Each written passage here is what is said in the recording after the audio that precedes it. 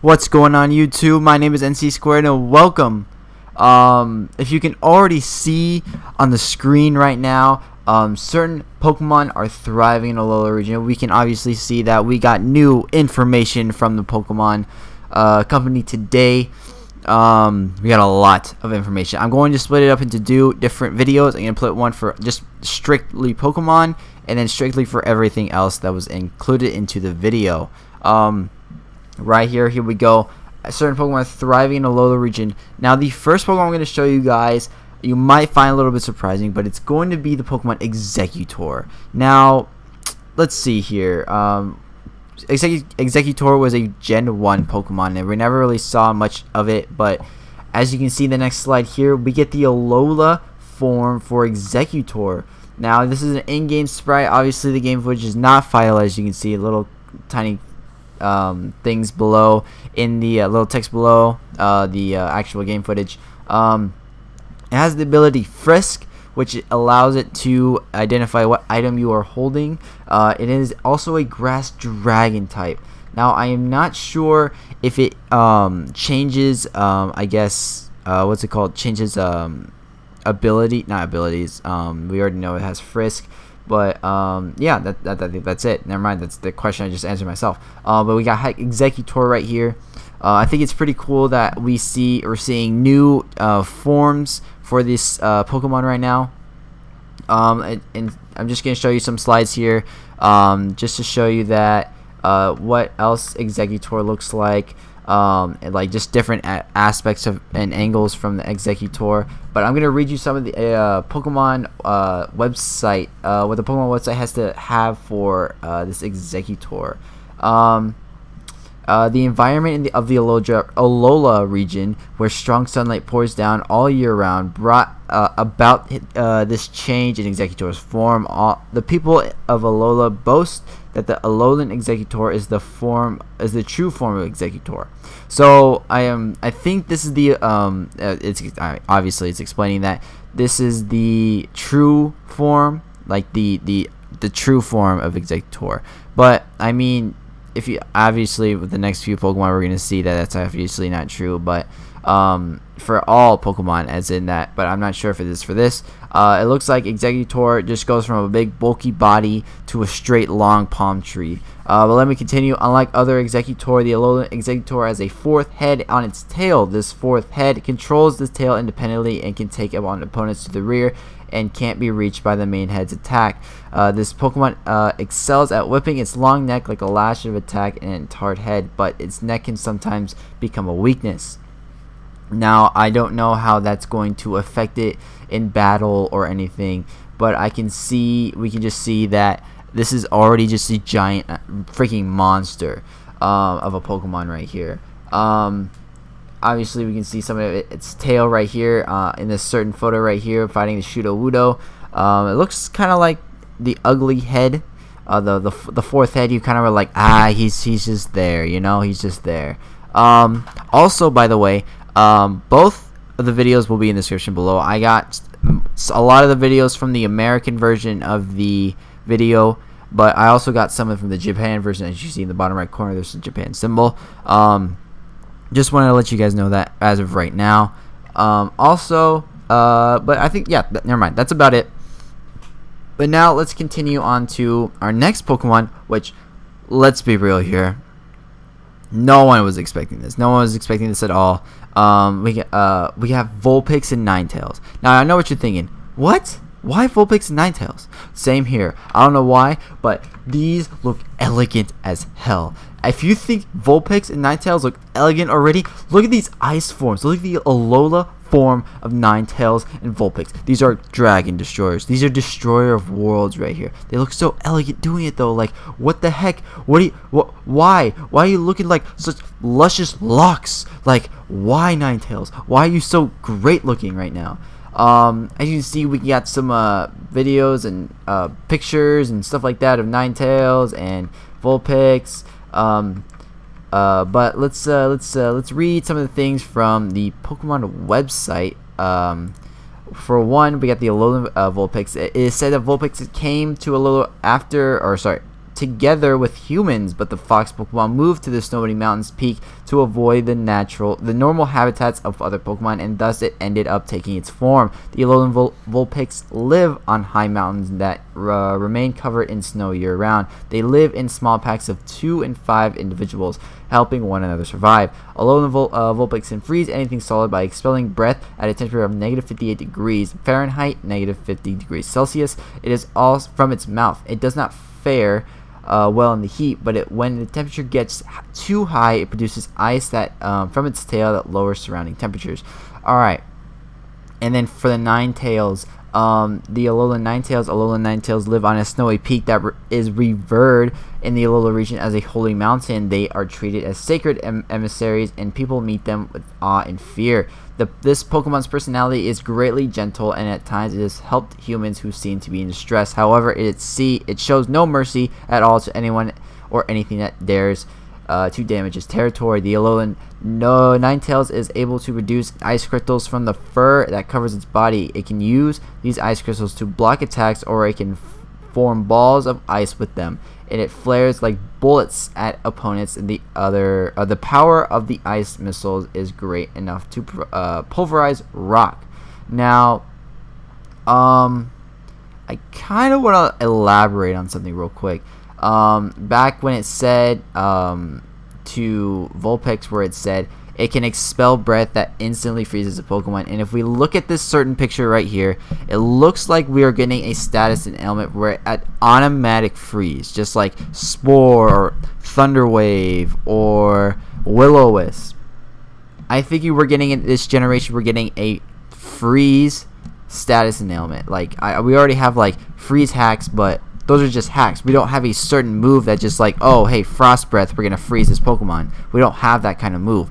I think this region is the region, and this Vulpix and Ninetales are the first Pokemon to have this ability that they have. I think that's going to be pretty cool. That's just my prediction, though. I don't know. In your opinion, just let me know in the comment section below if you guys think that's true or not. But this is going to be kind of a long video, to be honest with you guys. I'm going to support you all the way if you get through this. I'm going to talk really fast, too. So I'm sorry if I kind of stutter and do other stuff, but as you can see, there's going to be some sliding photos and stuff on the screen. But for the next Pokemon, we have the next Pokemon we have is Sandshrew and Sandslash. Now, I know what you're thinking. Why Sandshrew and Sandslash? Same thing with Ninetales and Vulpix. I don't know, but it's still great. We had the Alola form for Sandslash and Sandshrew, but now they both have the ability of Shadow Cloak or Snow Cloak. They are both Ice and Steel types, which is actually pretty dope. As you can see with the pictures that are going along right here, we can see that Sandshrew has a pretty good looking sprite. Honestly, like, I'm just loving these new pictures. New Pokemon. As you can see, the slides are going across the screen. Let me read you guys some of the things from the Pokemon website. Sandshrew has historically lived in the desert areas, but frequently eruptions of nearby volcanoes drove the Sandshrew abandon the desert and migrate to snowy mountains, where they took this form. Sandshrew's body changed to adapt to the harsh environments of the snowy mountains. The Alolan Sandshrew has a shell of ice covering its skin, which it is hard like steel. It excels defensively, and it lacks flexibility, and it can't curl its body into a ball like ground type Sandshrew can. Its heavy weight can make Alola Sandshrew slower than a normal Sandshrew, but its claws on its hands and feet allow it to move across the ice without slipping, and when it wants to move quickly, it uses its stomach to slide across the ice like a curling ball. So from that, I'm going to assume that these are these different forms of the Alola region forms and the regular forms are gonna have different stat changes. So just from here, it looks like it's more defensively, but it sounds like it's gonna be a little bit more speedy too, which is actually gonna be a big freaking threat. Let me tell you. And then for Sandslash, we have the Alolan Sandslash of the Snowy Mountains evolve into Alolan Sandshrew evolve into Sandslash with spiny backs that are covered in ice. Thanks to their icy coating, these spines are large and sharp. The Alolan Sandslash hide themselves in snow when strong enemies appear, leaving only needles exposed and are ready for business.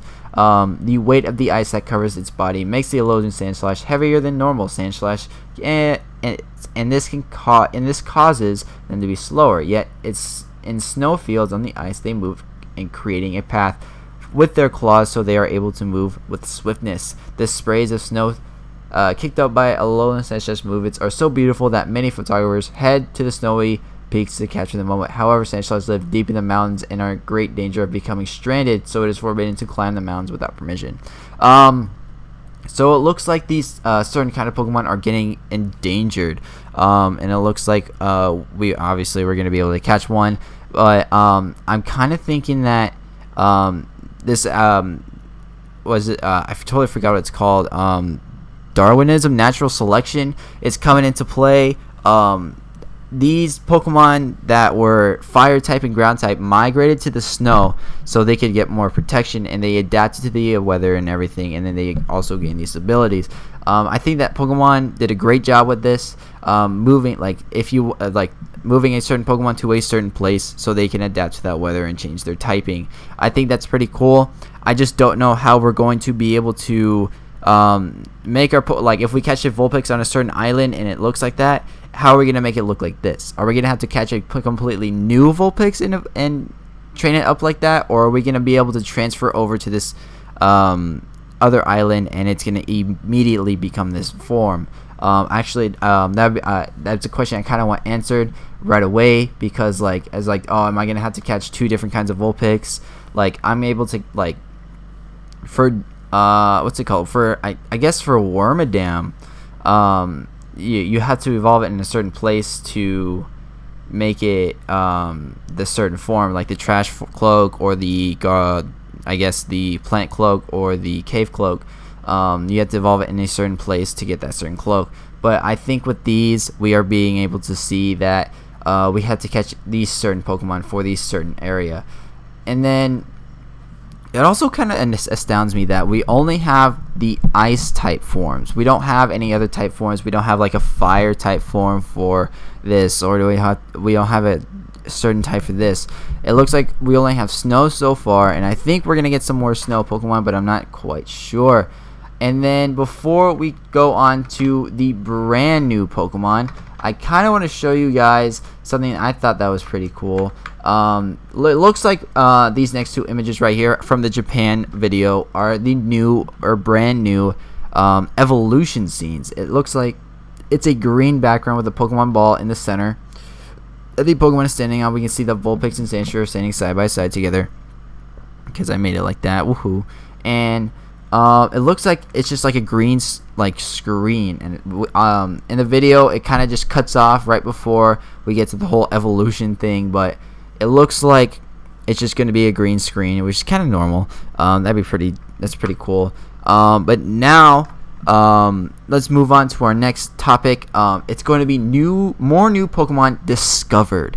Now obviously we can see that we have Alolan region Pokemon, and now we have more Pokemon getting discovered. But I mean, if you really look at this picture, I mean, this looks pretty cool. We can see a little riding a Tauros. We can see a Mudsdale out of the new. We can see a lot of Pick-a-Pecks. We can see the Executor. We can see the Litten. Oh, Litten's so freaking adorable. And we can see everything else, all the other Pokemon. But let's continue to our first Pokemon. The first Pokemon I'm not quite fond of. It's kind of annoying. Pokemon, but it's obviously my opinion. Your opinion could be completely different. It's the Oricorios, unique styles. Alright, so the new Pokemon is called Oricorio, and it has 4 new styles. It has the Bale style, the Pom Pom style, the Pow style, and the Sensu style. Obviously these pictures will be going on through the video as planned, and just gonna keep going and show you other things like their forms and like how they look in game sprites. But I'm gonna read you what the Pokemon website says.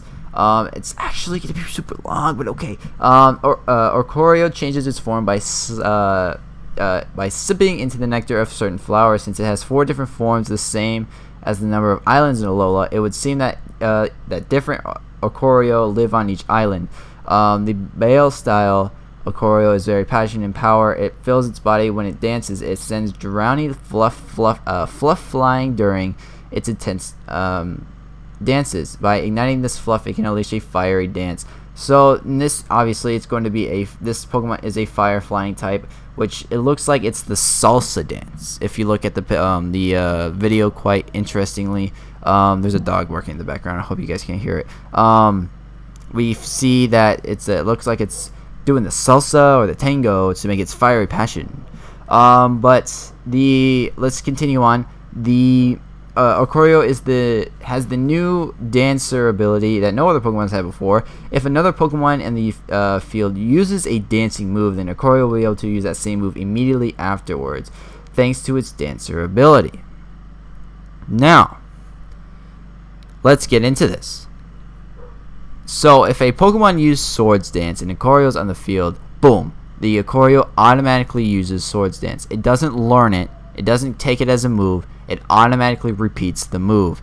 So if I were to set up with a Salamence and I use Dragon Dance, but before I do that, before that happens, someone sends out an Oricorio, I use Dragon Dance. This Oricorio uses Dragon Dance. As you can see with these slides shown here, that we can see that Oricorio's ability Dancer copies everyone's dance moves. As you can see, there's a Pokemon on the screen called Masquerain. Masquerain uses Quiver Dance.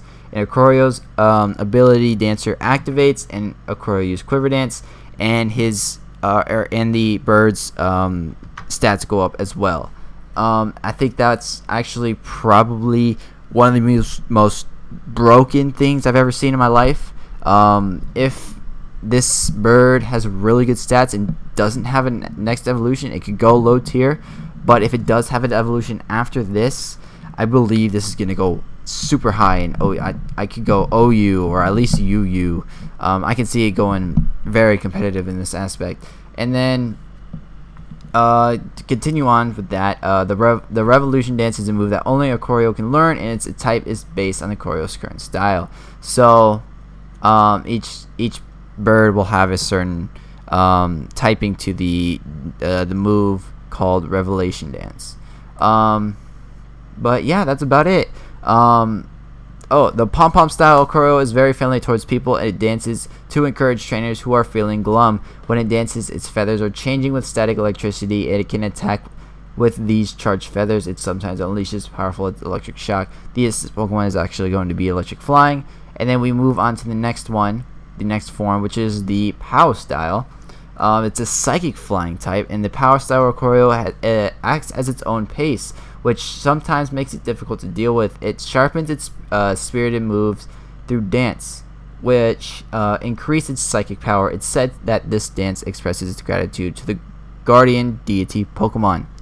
Guardian deity Pokemon. So what does that mean? Does that mean it's just dancing to Arceus right now, the deity? Because deity means god, right? If I'm not mistaken. But there could also be another god here, because we have only seen 2 legendary Pokemon. We have seen Solgallo and we've seen La Luna, but we haven't seen the third final legendary type, and it's actually also kind of weird that we haven't seen a legendary dragon type Pokemon, which is pretty strange as well. This is the first, I guess the second generation to not have a third generation to have a non-legendary dragon type Pokemon, because first 2 generations don't have legendary dragon type Pokemon.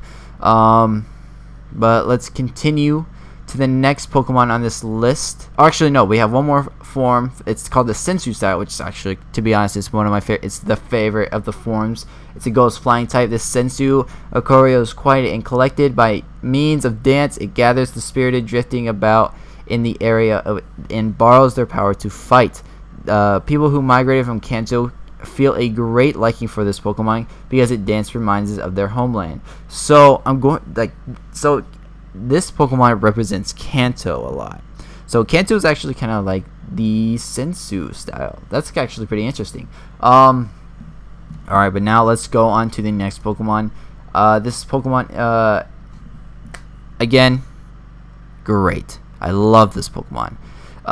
It's young Donald over here. But Gumshoes. Young Goose? Gumshoes. Alright, and this is the stakeout Pokemon. of course. Yeah, its abilities are Stakeout and Strong Jaw. I mean, let's be real here. This thing looks so powerful. Just its arms are behind its back, looking at you like, what the hell are you doing, bro? Like, I'm going to mess you up. I'm going to fuck shit up right now. But let's read Gumshoe's a little thing on Pokemon website right here. It's Gumshoe's method of targeting prey is the exact opposite of Yungoos' strategy. While Yungoos prowls around, Gumshoe stakes out its prey and prey's usual routes and waits patiently for it to come by. Now, so Yungoos just like, oh hey, I'm gonna go attack this thing right now.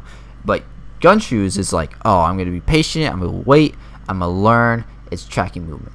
Gumshoe's has a tendency to a tenacious personality, which is why it targets one of its prey for so long without wavering. But then the sun goes out, it runs low on stamina, falling asleep right in the spot. Gumshoe's can withstand a great deal of hunger. It's able to stay perfectly still while waiting for its prey, keeping watch without eating a thing. Now that's pretty cool. The complete opposite of Yungoos, which is unfortunate because I would have loved to see a completely crazy looking Yungoos evolution, but this is still pretty cool. Its height is 2 feet. That's actually kind of small. But that's probably about it for Gumshoes. So let's move on to the next Pokemon, and that Pokemon is going to be Minor. Minor? I think that's what it's called. Again, not really good with the names here. It's first impression of this thing were that it's like kind of crazy looking. Like it looks like could be an evolution to Solrock and Lunatone, but then it just goes crazy from there. It has the it's a rock flying type, and it has the ability Shields Down. Let me read you what the ability Shields Down is. Minor has the ability Shield Down ability, which has the new ability Shield Down ability. I'm just messing up today, guys. It is currently like I woke up at like, actually, you know what? I didn't even go to bed this morning. I I just couldn't sleep. I was a little too excited for this. That's not really the reason, but I was excited for this, but I just couldn't sleep. And it just happened to be 6 o'clock by the time I wanted to go to bed. So, which no other Pokemon has had before. With the Shield Down ability, it will have excellent defensive capabilities as long as its shell is intact. So this is going to be a very defensive Mon. I'm going to assume that. Let's keep reading before I do anything. It will also be protected by from status conditions, but when its HP drops below half, its shell will break and it will change to a form better suited for attacking. So this Pokemon is very defensive. This Pokemon is basically the Shell Smash move, where you have super good defense and then you break that defense by using Cell Smash and you get super good attack. That's basically this Pokemon, and it's basically crazy. It's basically broken. But let's read some of Minor's Meteors. I don't even know how to say the name. It just looks like a star. It's just a cute star, like when it's broken. Meteor are formed from the stratosphere and live by absorbing the detritus around them. When they've consumed a large quantity of particles, their body become heavy, and they all fall towards the planet's surface. Meteor has a hard and heavy outer shell, and its core inside. The Meteor Pokemon seems to be made of such a way that shell breaks, it becomes lighter and can deal quick attacks. When its shells breaks, the core of the center is revealed. You won't know what color it is until this happens. So that's pretty cool. As you can see in the slides that are going around, you can see that there are different colors. In the Japanese version, or actually no, we have I have some pictures that we have the Shield Down ability, and then it breaks its shield and it turns into whatever color it is. And then we have on the next slide, this Japanese slide here, we can see that the form inside of it, I guess it's a pink form, like a dark pink form. But then on the next slide, you can see in the Japanese version as well, we have a green, a dark yellow, a blue, and a purple. And in the American version, we have a kind of like a lighter yellow, a blue, a pink, and a orange. So I'm I'm just going to go off a limb here, and this is going to be the next Vivillon. Where Vivillon, if you, I guess, different countries have different wing forms or wing designs of the Vivillon. This is going to be the same thing where you get it from a different country and it's going to be a different color. That'd be pretty cool. That'd be pretty cool just to be like, oh, hey, I got to trade this thing to this guy who lives in a different country, and I got to wonder trade this off to get this from a different country. Hopefully this becomes the next Vivillon because it has certain capabilities of being that where we can hatch it, or like not hatch it, I guess, what's it called? What's the name? I guess capture it in different areas and have it different forms. I guess that'd be pretty cool. Yeah, that's about it. I mean, that's all I got for this guy. So let's move on to the next Pokemon. Of course, our next Pokemon is going to be Formantis. Now, Formantis, my girl. Look at this thing. This looks so cute and adorable. Its ability is Leaf Guard. It's a grass type, and then we also have the second evolution, Lormantis. Now, this thing looks powerful. Let me tell you guys, this thing looks so freaking powerful. This thing looks like it could wreak havoc. And not telling, like, just look at the in-game sprites. This thing, like, looks great. Like, just looking at Formantis' sprite and look at the different in-game sprites it can have, it's pretty cool. Along with Lurantis, it looks pretty cool. It looks just like the counter for Scizor, but Scizor can obviously body the hell out of this thing. It just looks like the female part of Scizor. And then we also have a new move called Solar Blade. Now, you know a friendly move that we've all known for so long. Sorry about that. That we've all known for so long, called Solar Beam, where a Pokemon takes in sunlight and absorbs it, and it blasts the Pokemon in front of it. Now we got Solar Blade. Look at this thing. Look, if you go check out the video. I don't care if you check out any part of the video. Go check out this part of the video. It looks epic as hell. Epic. Ah! I just had to scream a little bit. Like, this Solar Blade is coming down so hard on whatever Pokemon is coming in right now. I totally forgot what Pokemon it is, but you know, it's already putting in the finest of work. But let's read Formantis and Lurantis descriptions.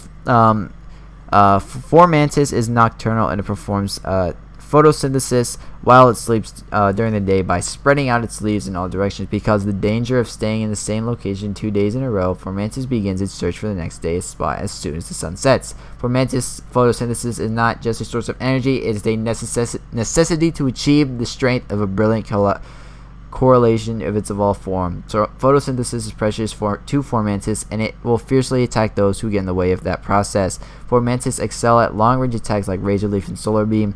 Solar Beam is indeed a powerful move, but since it uses up the energy of the Pokemon has stored through photosynthesis, Formantis rarely uses it. And then for the Lurantis, Lurantis draws opponents near itself with its flower-like appearance and aroma, then it takes it down. It's said to be the most gorgeous of all grass-type Pokemon. Gorgeous. Due to its brilliant correlation and elegant moves, Lurantis' appearance is maintained through the detailed grooming. It will trust its trainer. It will trust a trainer who does a great job of taking care of it, but it will also apparently have difficult times growing closer to a lazy trainer. I'm going to assume that the only way for this Pokemon to love you and for it to have friendship with you is to have it in Pokemon and me. I want to say this Pokemon levels up by level up, but I'm sure this Pokemon is going to evolve by Pokemon and me. That's going to be upsetting, but oh well. Lurantis can learn Solar Blade, a move that releases the blade-shaped beam that to mince up its foes. The blade is so sharp that it is said it can slice a rock in half. Solar Blade is a move that no other Pokemon has been able to learn before. With Solar Blade, Lurantis absorbs the energy of the sun on the first move and then unleashes the power of on the second turn. So this is basically Solar Beam with, you know, the same thing, which is a blade. Lurantis is the totem Pokemon of the lush jungle and is the site of a Cal Island trial. It will overwhelm trial goers with the powerful combos and unleashes with the Pokemon allies it calls. Now, it's I'm going to talk about Pokemon totem Pokemon in the next episode of this. So make sure you check out this episode and make sure you check out next episode, which will probably go up the same day because I don't want it to like space out. So it's going up the same day. I'm just gonna get this out as soon as possible. This is such a long video. Actually, what am I at so far? I'm at 30 minutes. What the heck? I'm at 30 minutes. No. Okay, we gotta hurry. And then finally we have Mudbray, the donkey Pokemon, which is the pre-evolution.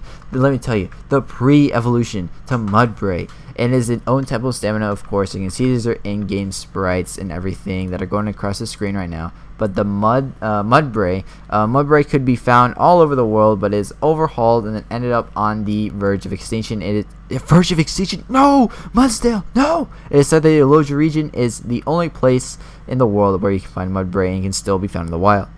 Way to go, kid. Mudbray boasts superhuman strength, a surprise considering its small body. Mudbray can carry loads up to 50 times its own weight on its back or dragging it behind it.